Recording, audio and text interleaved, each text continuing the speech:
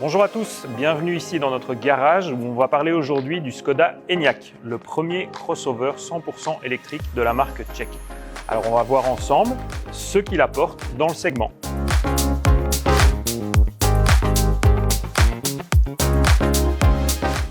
Ce Skoda Enyaq a fait l'objet d'un essai dans notre magazine Le Moniteur Automobile. Vous pouvez également retrouver cet essai ainsi que tous nos autres essais sur notre site web moniteurautomobile.be. Enfin, si vous avez aimé cet essai, je vous propose de vous abonner à notre chaîne YouTube Moniteur Automobile.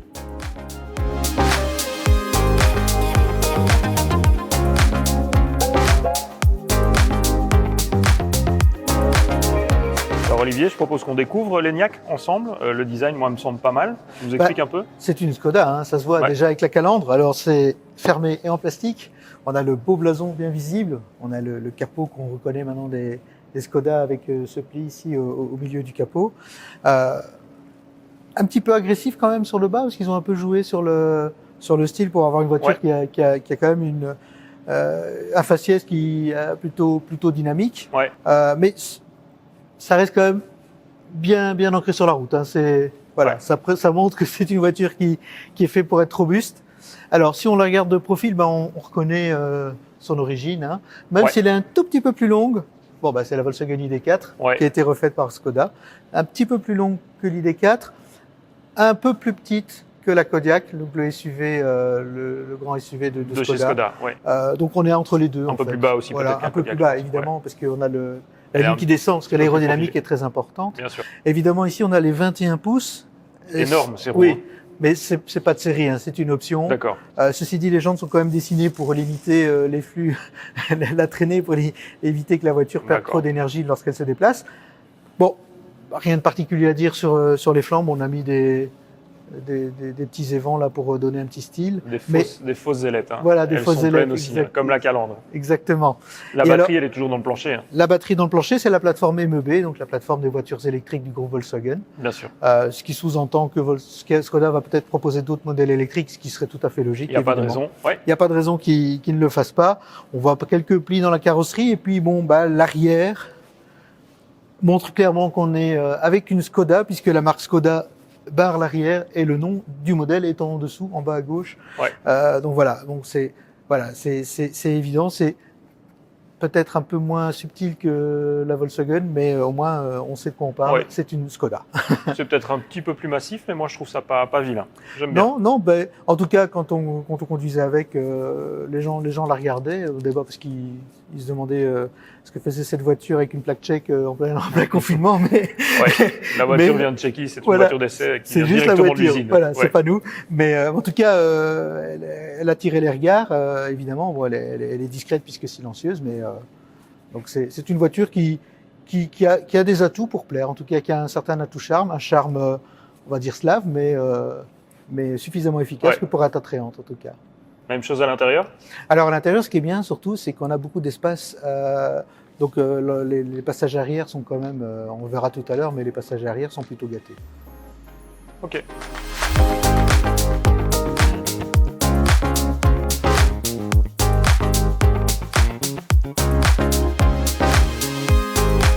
Au niveau technique, j'imagine qu'on retrouve à peu près ce qui est disponible chez Volkswagen. On retrouve ce qui est disponible chez Volkswagen. Au niveau mécanique, c'est la même voiture. Donc on a ici dans ce cas-ci, dans ce modèle-ci, donc la Enyaq 80, on a un moteur de 150 kW à l'arrière, sur l'essieu arrière. À l'arrière, propulsion donc. Propulsion, donc pneu hiver en hiver, sinon on aura des petits soucis. Obligatoire. Voilà, mais il va exister plus tard des versions 4 roues motrices, c'est-à-dire avec un moteur à l'avant pour l'essieu avant. Dans la version sportive RS, ça va monter jusqu'à 220 kW. Donc ça, c'est quand même beaucoup plus intéressant parce que c'est plus de 340 chevaux, donc ça devient un peu plus sportif. Ça commence à parler. Il y a des versions moins puissantes aussi. Il y a la version Enyaq 60 qui sera à 180 chevaux, par exemple. Donc on a comme ça plusieurs possibilités qui seront offertes au niveau des motorisations. Capacité des batteries, on est à combien ici? Donc 80. Donc pour la 80, la batterie est à 88 kWh brut, c'est-à-dire 77 kWh net, c'est-à-dire que 77 kWh exploitable pour la conduite. Il faut savoir une chose importante, c'est que dans l'ID4, on a le chargeur intégré donc de courant continu qui est à 100 kW. Chez Skoda, c'est de série à 50 kW. C'est-à-dire que si on fait un peu d'arithmétique, il faut à peu près 2 heures pour charger la batterie. Mais il est possible d'avoir en option le chargeur 125 kW, dont dispose ce modèle qu'on a essayé ici. Et là, on peut espérer charger la voiture en moins d'1 heure. Et le prix de l'option, tu le connais? Le prix de l'option, c'est 450 € à peu près. D'accord. Donc c'est voilà. Mais ça peut être intéressant si tu envisages de faire de longs trajets autoroutiers, voilà. Puis dans le futur avec la multiplication de ces bornes super rapides justement. Voilà, si on doit faire régulièrement plus de 300 km et en tout cas revenir dans la journée, donc si on doit faire régulièrement des parcours de 500 à 700 km par jour, il faut prendre cette option, c'est indispensable. Ça laissera le temps de charger la voiture à 80%, voire un peu plus, le temps d'un repas, pour pouvoir revenir chez soi. Donc ça, c'est un choix que Skoda a fait, parce que 50 kW, beaucoup de bornes fonctionnent à 50 kW, mais ça prend du temps à charger. Donc quand on a la possibilité de charger plus vite, autant le faire. Sinon, petit rappel au quotidien, on la charge chez soi la nuit, c'est ce qui est le plus pratique. Voilà, c'est ce qui est le plus pratique. Quand on achète une voiture électrique, il faut mieux installer une borne murale, un wallbox, 7 kW, 11 kW, voire un peu plus si on a les moyens de faire un peu plus.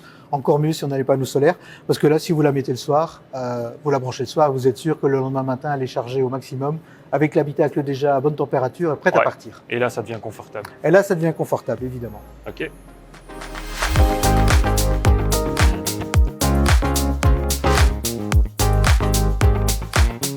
Alors Olivier, la première chose qui me frappe moi dans cette voiture, c'est quand même la présentation, la finition, c'est quand même bien fait. Hein. Oui, tout à fait Cédric. Alors ce qui frappe aussi, c'est que malgré qu'on soit dans une voiture 100% électrique, c'est pas futuriste. Ça reste plutôt traditionnel comme finition. Donc on retrouve nos marques en fait par rapport aux autres modèles de Skoda. Quand on regarde la Cousine ID4 chez Volkswagen, c'est beaucoup plus futuriste qu'ici. Et puis la qualité des matériaux est aussi nettement meilleure ici. Hein. Bon, ici il y a l'option cuir évidemment, ça aide aussi à avoir une bonne qualité de matériaux. Mais bon, il y a des écrans forcément. Mais quelle voiture moderne n'a plus d'écran maintenant? Donc il y a le grand écran ici de 13 pouces, un écran tactile. Passage obligé pour plein de fonctions. Même si on a encore des boutons ici, ce sont des boutons qui permettent d'accéder rapidement au menu pour pas devoir chercher comme ça sur l'écran. On a directement certains menus qui sont disponibles, mais après il faut quand même utiliser l'écran. Et ça reste pratique ou c'est ennuyeux? Ça reste pratique tant que le tactile fonctionne. Ça reste pratique, mais dès que ça bug, évidemment, c'est plutôt embêtant. Mais c'est pas très grave. On redémarre le système et l'écran refonctionne sans problème. Mais les menus sont bien présentés, même s'il y a beaucoup mieux. Mais il y a pire aussi. Donc on va dire qu'on est dans le compromis pour avoir quand même des accès faciles aux menus. Bien. Au niveau des combinés, tu as aussi des combinés digitaux? Oui, c'est aussi un combiné digital, mais pas personnalisable. Donc en fait, on doit se contenter de ce que Skoda a choisi comme affichage. On peut pas changer. On peut juste naviguer entre les informations pour avoir les informations que l'on souhaite, mais c'est pas personnalisable. Par contre, ce qui est assez surprenant, c'est l'affichage tête haute et alors surtout la réalité augmentée, c'est-à-dire que le système permet d'envoyer des informations sur la route ou sur les véhicules qui se trouvent devant nous. Notamment pour la distance de sécurité. Quand on a la navigation, il va mettre les flèches à l'endroit où il faut tourner directement face à soi et non, donc on ne doit plus regarder l'écran pour avoir la navigation. Oui. Ça, la réalité augmentée, la seule fois où je l'ai vu, c'était sur une Mercedes K16, donc ça donne quand même le niveau de cette innovation. Ouais. Les sièges aussi ont l'air pas mal, je trouve. Ils ont l'air assez bien dessinés. Oui, bien dessinés, ils tiennent bien. Donc il y a les petits rebords là qui évitent de trop être balancés dans les virages. La voiture est plutôt confortable, même si on était sur des 21 pouces. Les sièges sont bons et à l'arrière, ce qui est intéressant, c'est que les assises sont assez longues. Il y a de la place pour les jambes et en plus les assises sont assez longues, en tout cas les deux places latérales, ce qui permet de bien assis confortablement, y compris quand on est des adultes avec des grandes jambes. Alors il y a une chose aussi qu'il faut savoir, c'est qu'à l'arrière, dans certains packs, on peut avoir une prise de 230 volts, en plus des prises USB ou USB-C, mais ça dépend des packs. C'est pas de série, ça dépend de ce qu'on a choisi comme option. D'accord. Dernière question, l'option 7 places, elle est disponible sur cette voiture ou pas? Non, pas possible. C'est 4 plus 1, donc 5 places. Le problème, c'est qu'on ne sait pas forcément mettre un siège auto au milieu, mais il y a moyen de mettre 3 adultes sans problème à l'arrière. Mais il n'y a pas de solution 7 places, non. Donc pour ça, il faut toujours aller du côté du Kodiaq. Il faut aller du côté du Kodiaq chez Skoda, où c'est une marque concurrence qui coûte bien plus cher chez Tesla pour la Model X. Mais non, c'est pas possible d'avoir cette place pour ce modèle-ci. Tant pis. On regarde le coffre? On regarde le coffre. Voilà, quand on ouvre le coffre, ouverture électrique. Cédric, tu peux voir qu'on a quand même pas mal d'espace. C'est spacieux, ouais. 585 c'est assez litres. profond. 585, tu dis? 585, c'est pas mal. Bon, c'est un peu moins qu'un SUV plus gros, mais c'est pas un très gros SUV. C'est moins que le Kodiaq, évidemment. Voilà, c'est moins que le Kodiaq, mais c'est plus petit. Ouais, bien sûr. C'est très bien. Alors, j'ai préparé mon PC. Alors, si on le met son PC comme ça dans le coffre, tu sais très bien que ça va mal finir. Ouais. Alors, Skoda a pensé à un truc sympa, c'est petit système de séparation par scratch. Ah ouais. Donc, ouais. on peut vraiment choisir la taille que l'on veut. On peut les mettre ça comme on veut. Et on Il y a toujours des petites astuces sympas. Voilà, les petites astuces sympas de chez Skoda. Et ça peut bloquer un ordinateur. On peut aussi mettre un sac. On peut mettre des équipements, etc. Donc ça, c'est plutôt sympa. Aussi, pour les câbles. Ah oui. Très bel espace de rangement. Tu peux les ranger, évidemment. Chaque chose à sa place. C'est comme dans l'habitacle où il y a beaucoup d'espace de rangement aussi. Donc à ce niveau-là, on retrouve l'esprit Skoda. Simply clever, comme on dit. Alors, petite astuce. Il n'y a pas le grattoir dans la trappe, comme dans les autres Skoda, mais il est là. Il est ici. Ils l'ont changé de place. Ils l'ont changé de place. Il est dans le coffre. Bon, c'est moins pratique, il faut ouvrir le coffre, mais il est toujours dans la voiture, comme le parapluie dans la porte côté conducteur. Toujours là, bien sûr. Tu peux aussi rabattre les sièges, je vois. Oui, on peut rabattre les sièges de l'intérieur et on peut aussi sortir le crochet de remorquage parce que cette voiture peut remorquer un attelage. Jusqu'à 1400 kg, mais ça dépend de la motorisation. Ok, pas mal. Pas mal pour une voiture électrique. Pas mal.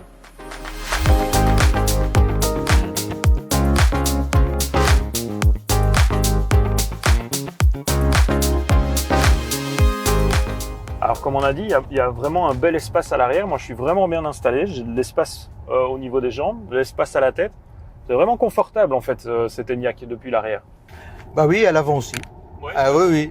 Même si on est sur des 21 pouces, on a quand même du confort malgré tout. Donc ça prouve quand même que la voiture est réglée avant tout pour un usage familial. Hein. C'est pas du tout pour un usage sportif.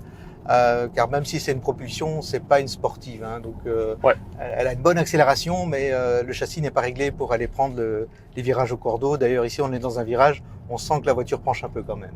Ouais, ce sera peut-être le cas sur la version RS qui sera peut-être un petit peu plus dynamique. Mais en attendant, celle-ci, je trouve, est vraiment pas mal amortie. Au niveau des sensations de conduite, tu la ressens comment cette Enyaq? Alors, ce qui est bien, c'est que comme c'est une voiture électrique, on a beaucoup de couple dès qu'on appuie sur la pédale. Donc, on a une forte accélération. Bon, on va en profiter ici d'ailleurs. L'accélération vient directement. Voilà. Ouais. Donc, on a tout de suite, on appuie, on accélère, on relâche, on freine. Donc, on a un bon petit punch. Ouais. Voilà, on a vraiment cette caractéristique de la voiture électrique qui est gardée malgré tout. D'accord. Au niveau des commandes, niveau direction, frein, est-ce que c'est correct? Comment tu la ressens? Oui, le frein est plutôt correct. J'ai pas eu d'effet spongieux. Donc ça, c'est un frein qui n'est pas ferme. Hein. Si on touche la pédale, on va pas se retrouver avec les dents dans le volant. Mais la progression est bonne, d'autant plus que comme il y a aussi une fonction one pedal, dès qu'on lâche l'accélérateur, la voiture commence à ralentir. Donc avant même qu'on ait appuyé sur le frein, la voiture a déjà commencé à ralentir. Ça, c'est le propre de la voiture électrique, c'est de freiner naturellement par la régénération en fait. Est-ce que tu peux la moduler, cette régénération? Oui, alors déjà, on peut choisir de passer en mode B plutôt qu'en mode drive. Donc le B, c'est brake, frein moteur. Donc là, la voiture on va le faire tout de suite. Dès qu'on lâche l'accélérateur, on sent vraiment la voiture qui s'arrête. Donc si on met en D, par exemple, on peut utiliser les palettes où là on a 3 modes de régénération. Donc il y a le mode automatique qui suffit, mais s'il faut freiner plus ou freiner moins et qu'on n'a pas envie d'utiliser le frein, on peut utiliser les palettes pour passer en mode régénération 1, 2 ou 3. Ici voilà, j'augmente et puis je diminue pour arriver à vitesse ralentie au rond-point. Ça m'évite de devoir utiliser les freins. D'accord. Je vois que tu as un bouton mode sur le petit clavier là en dessous des aérateurs. C'est pour gérer les modes de conduite, j'imagine? Oui, il y a différents modes de conduite. Et alors il y en a 4 plus un mode personnalisable. Donc là on peut décider de choisir soi-même ses paramètres. Alors il y a un mode éco, mais c'est surtout des modes qui gèrent la direction et l'amortissement. Donc confort, normal ou sport, ça va plus gérer sur la réaction du châssis et la réaction du volant. Plutôt châssis, moins mécanique. Hein. Moins autonomie en tout cas. J'ai regardé, j'ai essayé de voir un peu. Il y a des voitures électriques, dès qu'on appuie sur le bouton éco, on gagne 20 km. C'est pas le cas ici. Donc je pense que le mode éco va surtout jouer sur la climatisation plus que sur la puissance et l'énergie qu'elle va puiser de la batterie. Au niveau des aides à la conduite, j'imagine qu'elle est full. Oui, c'est pas une conduite autonome, mais on a quand même des aides assez intrusives parfois, mais en tout cas qui sont là en permanence, puisque je sens parfois que le volant a commencé à tourner au moment où je commence le virage. On a surtout la réalité augmentée, donc si par exemple si je laisse la voiture dévier un peu vers la piste cyclable, je vais avoir une alerte dans sur le pare-brise. Donc la ligne de la piste cyclable va devenir orange pour me dire de bien rester dans l'axe de la route. On a aussi les distances de sécurité sur les voitures qui nous précèdent, où ça s'affiche non pas sur l'affichage tête haute qui est présent aussi, mais directement sur le pare-choc de la voiture qui est devant nous. Et alors, quand on fait la navigation, on a les flèches qui s'affichent à l'endroit où on doit tourner. Donc, quand on a, par exemple, tourné à droite, on a des flèches bleues qui vont se mettre très loin, puis ils vont s'approcher à partir du moment où on s'approche de la route. D'accord. Donc, c'est très difficile de rater son coup avec le GPS. Quand il dit tourner à droite, quand on a les grosses flèches bleues devant soi, ça veut dire qu'on doit vraiment y aller. Bah écoute, moi je suis bien mis, on peut faire des kilomètres comme ça. Je vais ici remettre mon petit rideau, voilà. Et puis, après 300 km, il faut quand même trouver une prise. D'accord, mais ça me laisse le temps de faire une petite sieste. Allez, bonne sieste.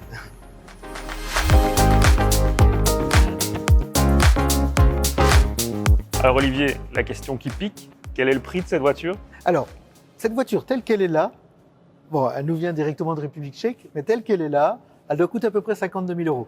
Parce qu'il y a beaucoup d'options dedans. Il faut savoir que Skoda s'est lâché, il y a 4 finitions, il y a 20 packs d'options. Le modèle d'entrée de gamme pour l'Enyaq 80 est à 46 000 €. Ensuite, si on ajoute les packs, les options, on peut très très vite monter au-delà de 50 000. Il existe déjà l'Enyaq 60 à 40 000 €. Encore une fois, là aussi, il y a plein de packs et d'options disponibles. Quand on aura les versions 4 roues motrices, ce sera encore plus cher. Donc, c'est fini, la Skoda bon marché, c'est le même prix que chez Volkswagen. Mais concrètement, est-ce qu'il reste encore un point fort à Skoda au niveau du rapport prix-équipement, par exemple? Pas vraiment rapport prix-équipement. Ce sera d'abord une question de goût et les petites astuces que Skoda propose qu'il n'y a pas chez l'autre. Et puis, voilà, ce sera chez l'autre, Volkswagen ID4, tu veux dire, bien sûr. Oui, chez Volkswagen ID4. Mais donc, on aura quand même une Skoda qui est identifiable comme Skoda avec ses petites astuces, mais on va plus faire vraiment la grosse différence par rapport à la concurrence. On peut au moins espérer te rattraper un peu sur la consommation? Alors, on peut surtout se rattraper sur la recharge, parce que la consommation 20 kWh par 100 km, si on va tout le temps sur les bornes de recharge, on va pas se rattraper. Il faut vraiment, sur les bornes de recharge publiques évidemment, il faut vraiment la recharger à la maison, et c'est là où on va pouvoir se rattraper au fil des années. Par rapport au coût d'une voiture équivalente roulant au diesel ou à l'essence. Dernier détail, c'est quand même une voiture avantageuse quand on a un business ou qu'on est indépendant. Bah oui, on sait qu'en Belgique, en 2026, on va imposer les voitures électriques pour les voitures de société. Pour les indépendants et les professions libérales, c'est déjà le cas puisqu'elle est déductible à 100%, et c'est là que ça peut faire la différence par rapport à un modèle thermique.